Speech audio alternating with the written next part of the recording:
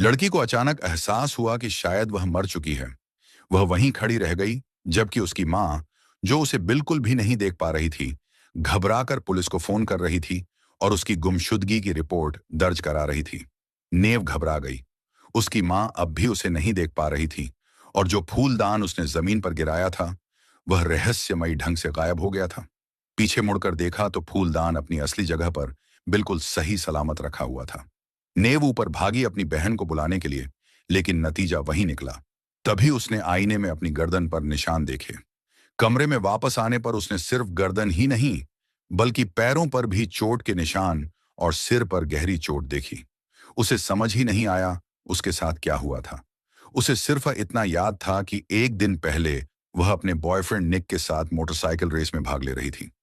Race के बाद की सारी बातें उसकी याददाश्त से बिल्कुल मिट चुकी थीं। उसने सोचा कि रेस की जगह जाकर जांच करनी चाहिए।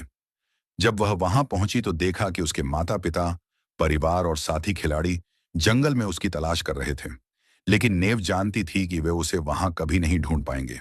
सुबह जब वह जागी थी तो खुद को झील के तल में पाया था और फिर किसी तरह किनारे और घर पहुंची थी। सच तो यह था कि उसका शरीर अब भी झील में ही था, लेकिन वह अपने परिवार को यह नहीं बता सकती थी। उसी वक्त घर का टेरियर कुत्ता भागता हुआ आया और उस पर जोर जोर से भौंकने लगा।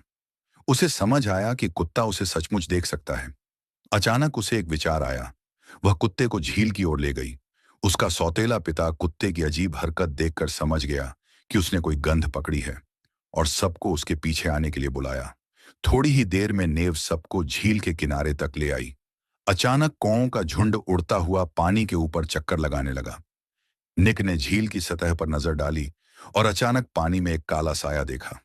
वह और उसके दो दोस्त तुरंत तैरकर पानी में उतरे। सचमुच कुछ ही मिनटों बाद वे उसके शरीर को लेकर लौट आए। अपनी बेटी को देखकर उसकी मां तुरंत बेहोश होकर गिर पड़ी। थोड़ी ही देर में उसका असली पिता भी वहां पहुंचा। उसने अपनी सफेद पड़ी चेहरा लिए बेटी को देखा और बुरी तरह टूट गया। पुलिस के आने के बाद सब लोग भारी मन से झील के किनारे से लौट गए। तभी नेव ने देखा कि उसका पिता बार बार उसकी तरफ देख रहा है। उसने पीछे मुड़कर देखा, वहां कोई और नहीं था।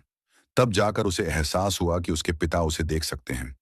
वह भागकर उनके पास गई, लेकिन पिता ने सोचा कि वह अपने गम के कारण भ्रम देख रहे हैं। वे जल्दी से कार की ओर लौटे और जाने लगे। नेव हार मानने वाली नहीं थी। वह मोटरसाइकिल पर उनके पीछे पीछे